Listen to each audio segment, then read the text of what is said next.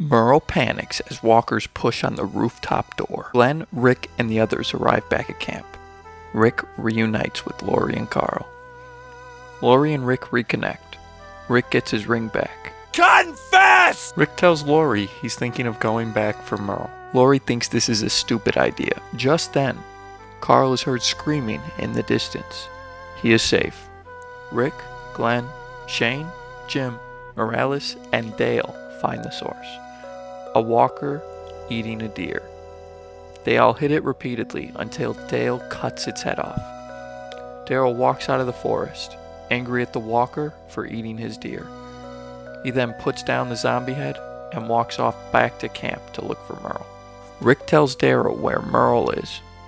Daryl goes to attack Rick and Shane knocks him down. Daryl pulls a knife before Rick and Shane restrain him. Shane puts Daryl in a chokehold and Daryl calms down. T-Dog tells Daryl he dropped the key down the drain. Lori volunteers Rick to help Daryl go look for him. Rick says he's going. Shane is angry at Rick for this. Rick asks Glenn to come, and T-Dog volunteers himself. Shane tells Rick he's putting them all at risk. Rick tells Shane he left guns behind. Lori and Carl don't want Rick to leave, but they understand. They head out in the truck. They park on the train tracks and walk into the city, agreeing to go for Merle first.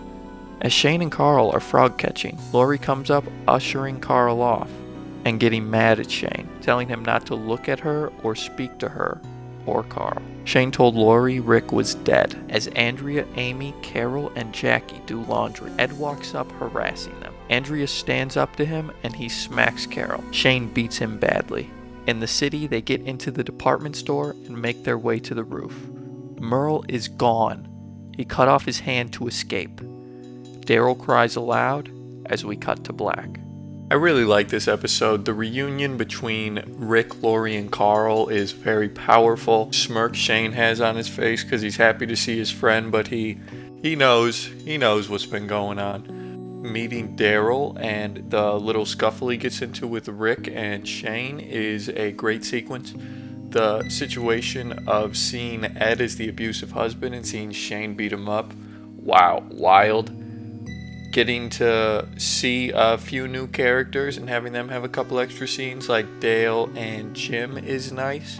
And at the end, Merle being gone and his hand just on the roof. Absolutely crazy scene with Daryl yelping in the background. Powerful stuff. It's an amazing episode for what it is. It's a lot of talking between characters and it's very good in that way for what it is. Not a lot of action in this episode, definitely more of a calm one, but we need episodes like this so that the high intensity ones have more weight. This is a phenomenal downtime episode. I give this episode a solid 9.5 out of 10. That is, tell it to the frogs.